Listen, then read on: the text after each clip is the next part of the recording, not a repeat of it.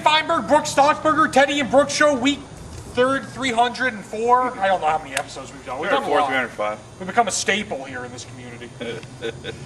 Let's get the ball rolling. Cruces High wins the state football championship, 35-28 over Sandia. I was there, and it was a lot of fun. But Brook, any reactions after them winning yet again? Well, yeah, I mean, hats off to Las Cruces High, obviously. Southern New Mexico continues to show its dominance in high school football. But an interesting game. They go up to Sandia. They jump out to a big lead. Sandia makes it close. Comes back, makes it, but pulls within a touchdown for a while.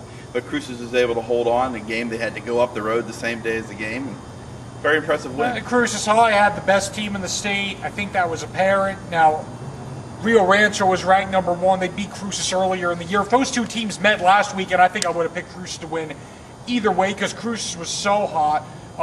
Beating Sandia 35-28, as Brook alluded to, big lead. Their pass defense was shaky all year, and Sandia almost beat them throwing the football, but they didn't. Cruces wins the state title, and the reality is, in this profession, all's well that ends well. That's they won right. the state championship, so whatever. You win that last game, you walk away happy. There's cool. no doubt about it. It's cool. They great offense across the board. Defense had its moments. Again, they were a little shaky here and there. True state championship team, Jim Miller, 5-0 in state title games. Really one of the great coaches this state has ever seen. Coach Miller's a fine coach. We're going to move on and talk about Dwayne Walker, another head coach at New Mexico State.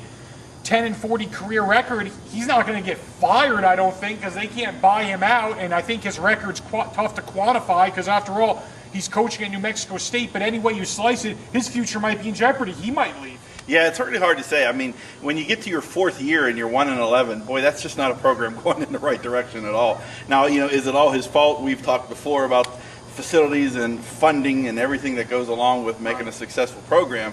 But yeah, there's been some scuttlebutt about him maybe taking a coordinator job at a bigger school. 4 years, I don't know if NMSU is your typical job where it's like 4 years. I mean, is it a 9-year job? Is it an 8-year job? I mean, again, what's the rebuilding process? The bottom line, the record's not where it should be. I do think it is tough to quantify, no doubt. I think every year he stays here, he loses a little bit of star power. I mean, if he can get a defensive coordinator job, hypothetically at Cal, now, would he ever see a job like that again? It's a legitimate question. I will say this. If he leaves in late January, say he doesn't get a college job, say an NFL job opens up. If he leaves in late January or February, that program's in a real pickle. Yeah, it sure is. That's so far behind the 8 ball recruiting wise, and then what recruits you do have might jump ship at the end right before signing day, and just to get the off-season conditioning going, planning for spring practice. There's just so much that late in the process that would really hurt the Aggies. A program obviously that needs every little bit of help it can get.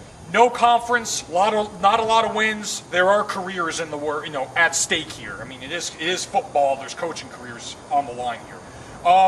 Aggies go to UNM to play college basketball on Saturday, 4 o'clock start. Love the late afternoon start in the pit. Yeah.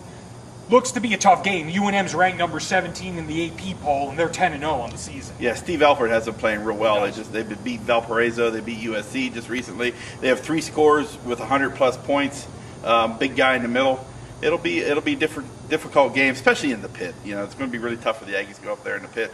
But then they turn right around and play them again next week. So really, 2 rival games really close. I don't even know if that's a great scenario. Aggies are 5-4. They've had some turnover problems. They just came off a win at South Alabama. They won at the pit last year. It was earlier in the season, obviously. So we'll see. Folks, thanks for checking us out. Sun News Twitter, at Teddy Feinberg, at B Stockburger. Of course, our Sun News Sports Facebook page. lcsun-news.com all day, every day. Have a good day.